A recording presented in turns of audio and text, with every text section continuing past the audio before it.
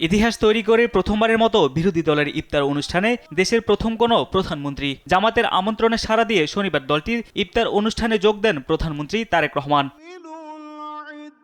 বিগত ১৬ বছর যেখানে সরকারি দল আর প্রধান বিরোধী দলের মধ্যে সম্পর্ক ছিল দা কুমড়ার মতো, সেখানে অতীতে সব তিক্ততা পেছনে ফেলে এক টেবিলে সরকার প্রধান ও বিরোধী দলের নেতা ছিলেন অন্য দলের শীর্ষ নেতারাও।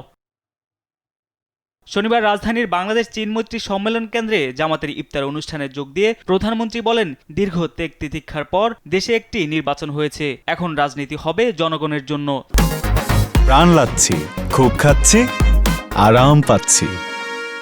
বাংলাদেশের মানুষ আজকে অনেক প্রত্যাশা নিয়ে, অনেক আকাঙ্ক্ষা নিয়ে, অনেক আশা নিয়ে আমাদের সকলের দিকে তাকিয়ে আছে, বিশেষ করে রাজনৈতিক দলগুলোর দিকে তাকিয়ে আছে।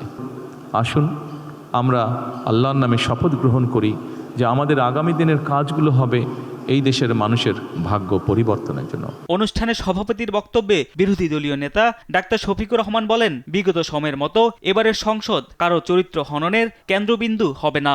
আমরা গতানুগতিক কোনো বিরোধী দল হিসাবে এই সংসদে ফাংশন করতে চাই না। সরকারি দল তারাও যেমন দায়িত্বশীল ভূমিকা পালন করবেন, আমরাও বিরোধী দলের অবস্থান থেকে দায়িত্বশীল গঠনমূলক ভূমিকা পালন করতে চাই। গণতন্ত্রের পথ মসৃণ করতে রাজনৈতিক দলগুলোকে ঐক্যবদ্ধভাবে কাজ করতে হবে বলেও জানান বিরোধী দলীয় নেতা। বিএনপি।